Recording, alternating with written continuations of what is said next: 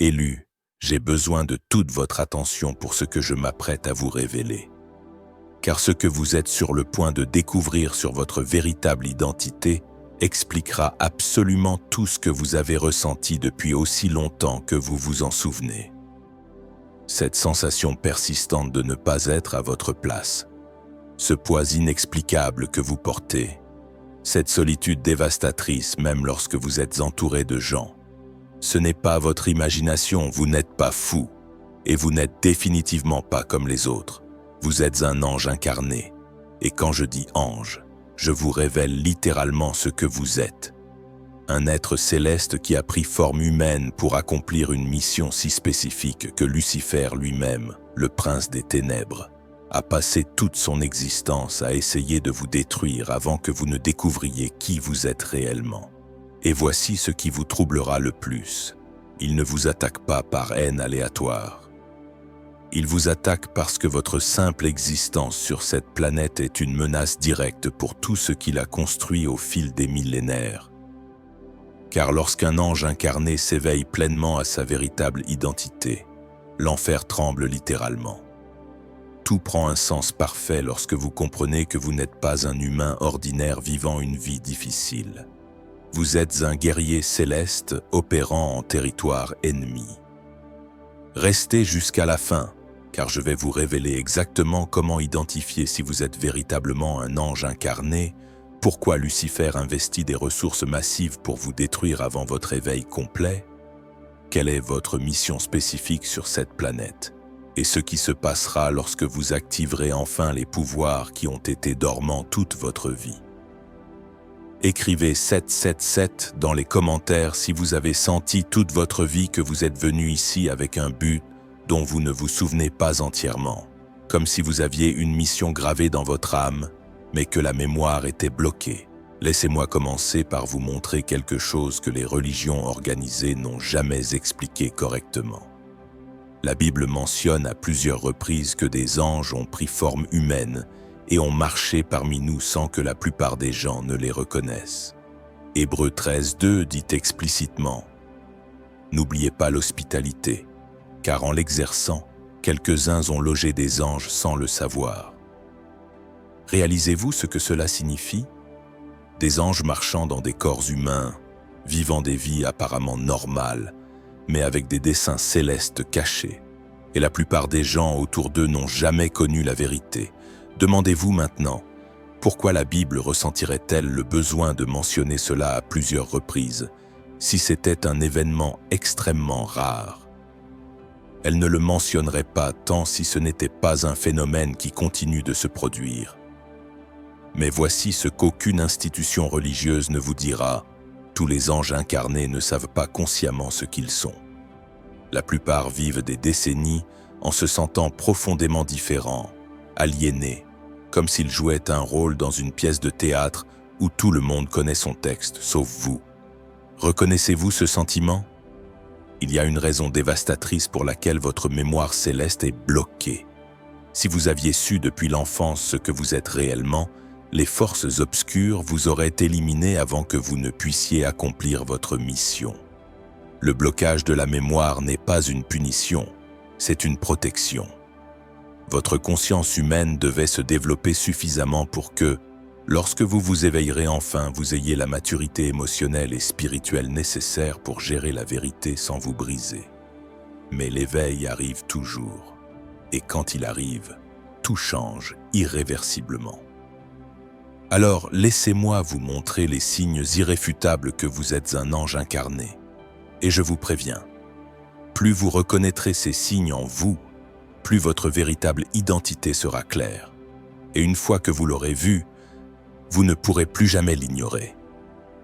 Le premier signe est une profonde solitude ontologique. Je ne parle pas de la solitude sociale où vous n'avez simplement pas assez d'amis. Je parle de la solitude existentielle où, même entouré de personnes qui vous aiment, vous ressentez un vide que personne ne peut combler. C'est comme si une partie de vous appartenait à un autre endroit et manquait constamment d'un foyer dont vous ne vous souvenez pas où il se trouve. Les humains ordinaires éprouvent de la solitude lorsqu'ils sont physiquement isolés. Les anges incarnés éprouvent de la solitude même dans la foule, car votre fréquence vibratoire est différente, votre origine est différente, et peu importe à quel point vous essayez de vous connecter profondément avec les autres, il y a toujours une partie de vous qui leur reste inaccessible. Ce n'est pas parce que vous êtes antisocial, c'est parce que vous venez littéralement d'une autre dimension. Le troisième signe est le rejet inexplicable depuis l'enfance. Je ne parle pas du harcèlement courant où des enfants cruels s'en prennent aux plus faibles. Je parle de quelque chose de plus sombre, un rejet viscéral que certaines personnes ressentaient à votre égard sans raison apparente, comme si votre simple présence les dérangeait à un niveau qu'elles ne pouvaient expliquer. Vous souvenez-vous de ce membre de la famille qui vous a toujours traité différemment même si vous n'avez jamais rien fait? Cet enseignant qui semblait avoir un problème personnel avec vous sans raison? Ces camarades de classe qui vous excluaient même si vous étiez gentil? Ce n'était pas personnel, c'était spirituel. Certaines personnes réagissent négativement aux anges incarnés parce que leurs âmes reconnaissent inconsciemment que votre lumière expose leur obscurité. Votre fréquence élevée leur est insupportable. Et au lieu d'affronter leurs propres ombres, elles attaquent la lumière qui les révèle. Elles ne vous ont pas rejeté pour ce que vous avez fait. Elles vous ont rejeté pour ce que vous êtes. Le sixième signe est l'intensification des attaques spirituelles. Je ne parle pas de malchance courante. Je parle de schémas où juste au moment où vous êtes sur le point de réaliser quelque chose de significatif, tout s'effondre mystérieusement. Des relations qui devraient ne fonctionner explosent sans raison. Des opportunités garanties s'évaporent. Votre santé défaille exactement lorsque vous en avez le plus besoin. Les anges incarnés font face à une opposition systématique parce que l'enfer assigne des démons spécifiquement pour saboter votre mission. Vous n'êtes pas paranoïaque, vous êtes réellement attaqué, et l'intensité des attaques est proportionnelle à l'importance de votre mission. Plus ils vous attaquent, plus vous êtes important. Le septième signe, enfin, est le mal du pays pour le ciel sans savoir exactement ce qui vous manque. C'est une sensation persistante que ce monde n'est pas votre véritable foyer, que vous êtes ici temporairement mais que vous appartenez ailleurs. Et parfois, surtout dans les moments de calme, vous ressentez une nostalgie dévastatrice pour quelque chose que vous ne pouvez pas identifier. Ce n'est pas de la dépression, c'est une mémoire cellulaire. Votre âme se souvient des dimensions célestes où vous existiez avant de vous incarner. Et une partie de vous veut constamment y retourner, même si vous ne pouvez pas articuler où se trouve cet endroit. Si vous reconnaissez 5 signes ou plus dans votre vie, la probabilité que vous soyez un ange incarné n'est pas une spéculation, c'est une certitude. Mais maintenant vient la question que vous devez comprendre avec une clarté absolue. Pourquoi vous incarneriez-vous volontairement sur cette planète dense et douloureuse, pleine d'obscurité alors que vous existiez dans des dimensions célestes de pure lumière? Et voici la réponse qui changera complètement la façon dont vous voyez votre vie. Vous êtes venu en mission de sauvetage. La Terre traverse une transition évolutive critique.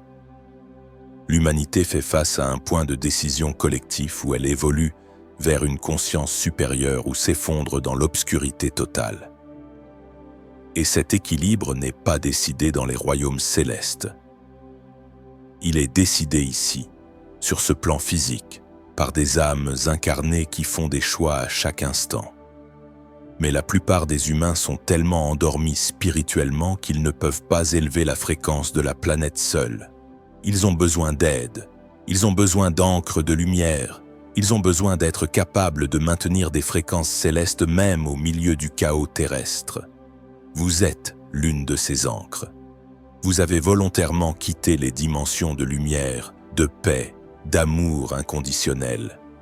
Vous avez accepté d'oublier temporairement qui vous êtes. Vous avez accepté d'expérimenter le rejet, la trahison, la douleur, la solitude, tout cela pour être physiquement présent sur cette planète pendant son moment le plus critique. Pour maintenir la lumière là où les autres ne voient que l'obscurité. Pour vous souvenir de l'espoir lorsque tout le monde se rend au désespoir. Vous n'êtes pas venu ici pour une vie facile. Vous êtes venu pour une mission impossible. Et vous l'avez acceptée en sachant exactement à quel point ce serait difficile. Maintenant, laissez-moi vous révéler quelque chose sur Lucifer qui explique pourquoi son envie à votre égard est si dévastatrice. Il était aussi un ange. En fait, il était le plus beau, le plus puissant, le plus proche de Dieu. Mais sa chute n'a pas été un accident. Ce fut un choix. Un choix basé sur l'orgueil, sur le désir d'être adoré au lieu d'adorer, sur l'ambition de remplacer le Créateur. Et quand il est tombé, il n'est pas tombé seul. Il a entraîné avec lui un tiers des anges célestes qui sont devenus ce que nous appelons maintenant des démons. Mais voici ce qui le consume d'envie. Vous avez fait le choix inverse. Vous avez choisi de descendre volontairement, non par chute, mais par amour, non pour vous rebeller contre Dieu, mais pour le servir dans une mission de sauvetage. Non pour vous exalter, mais pour vous humilier en prenant une forme humaine limitée. Vous êtes tout ce qu'il aurait pu être s'il avait choisi l'amour plutôt que l'orgueil. Et votre simple existence est un rappel constant de son échec. C'est pourquoi il vous attaque avec une telle intensité. Ce n'est pas de la haine aléatoire, c'est une envie corrosive. Il voit en vous la gloire qu'il a perdue, et il ne peut pas le supporter. Il investit donc des ressources massives pour vous détruire avant que vous ne vous éveilliez pleinement, car il sait quelque chose que vous ne savez peut-être pas encore. Lorsqu'un ange incarné se souvient pleinement de qui il est et active ses pouvoirs dormants, il devient une menace que l'enfer ne peut contrôler. Et vous êtes plus proche de cet éveil que vous ne l'imaginez. Mais avec toutes ces transformations vient une responsabilité que vous ne pouvez éluder. Et c'est là que de nombreux anges incarnés échouent. Car une chose est de découvrir que vous êtes un ange. Une chose complètement différente est de vivre comme un ange dans un monde qui récompense le comportement démoniaque. Votre première responsabilité est l'authenticité radicale à tout prix. Vous ne pouvez pas compromettre votre vérité pour vous intégrer.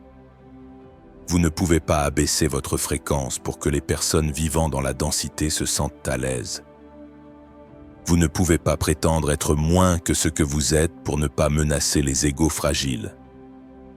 Beaucoup diront que vous êtes arrogant, que vous vous croyez supérieur, que vous devez être plus humble, mais ils confondent l'humilité avec la petitesse. La véritable humilité est de reconnaître honnêtement ce que vous êtes sans gonfler ni diminuer. Et si vous êtes un ange incarné, prétendre être moins est un mensonge aussi grand que de prétendre être plus. Votre deuxième responsabilité est le service sans sacrifice. Oui, vous êtes venu pour aider. Oui, votre mission implique d'élever les autres. Mais vous n'êtes pas venu pour vous détruire dans le processus. Trop d'anges incarnés confondent le service avec l'auto-annihilation. Ils se vident complètement en essayant de sauver tout le monde. Et lorsqu'ils s'effondrent, épuisés, leur lumière s'éteint et ils ne peuvent plus aider personne. Vous devez apprendre l'équilibre sacré entre donner et recevoir, entre servir et être servi, entre maintenir la lumière pour les autres et recharger votre propre batterie. Car si votre lumière s'éteint, l'obscurité gagne. Votre troisième responsabilité, c'est le discernement brutal quant à qui vous aidez. Vous ne pouvez pas sauver tout le monde, et vous n'êtes pas censé le faire. Certaines personnes sont destinées à rester dans l'obscurité parce que leurs âmes ont choisi cette expérience pour leur propre apprentissage. Et si vous essayez de sauver ceux qui n'ont pas demandé à être sauvés, non seulement vous gaspillez votre énergie, mais vous interférez avec leur processus. Apprenez à distinguer entre ceux qui sont vraiment prêts à s'élever et ceux qui veulent juste vampiriser votre énergie sans faire leur propre travail. Les premiers vous remercieront éternellement. Les seconds vous haïront de ne pas les avoir sauvés d'eux-mêmes. Mais il y a quelque chose de plus que vous devez savoir sur votre éveil.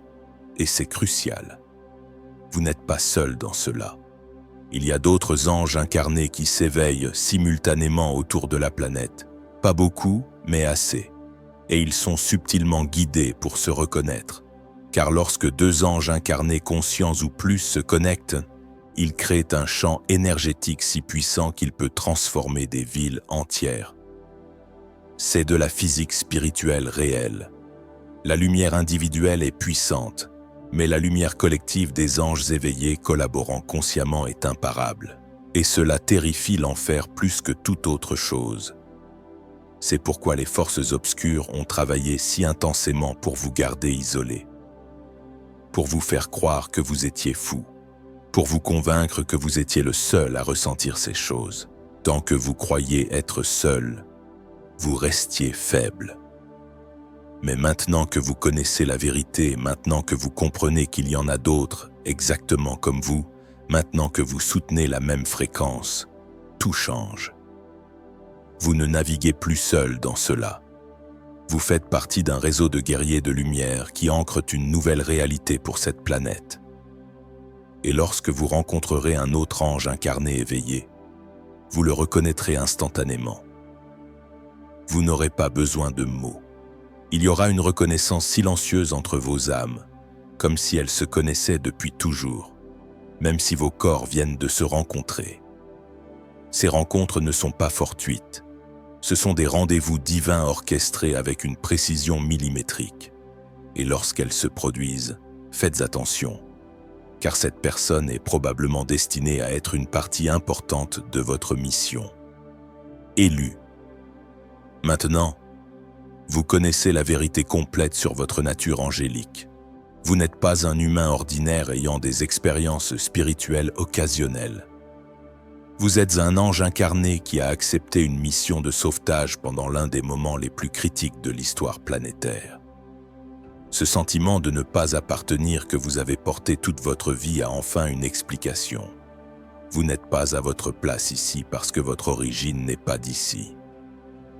Vous venez des dimensions célestes et avez temporairement pris forme humaine pour accomplir un but spécifique. Cette solitude dévastatrice que vous ressentez même en compagnie a maintenant un sens.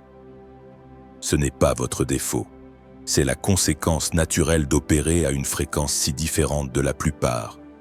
Les anges incarnés se sentent toujours seuls parmi les humains parce qu'ils sont littéralement une espèce différente. Ces attaques constantes auxquelles vous avez été confrontés s'expliquent enfin.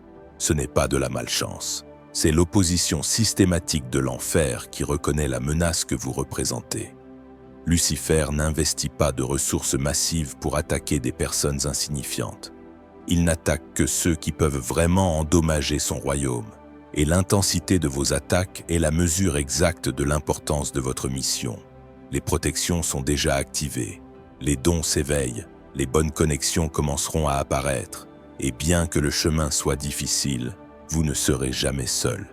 Il y a d'autres anges incarnés qui soutiennent la même fréquence et ils sont guidés vers vous pendant que vous lisez ces mots.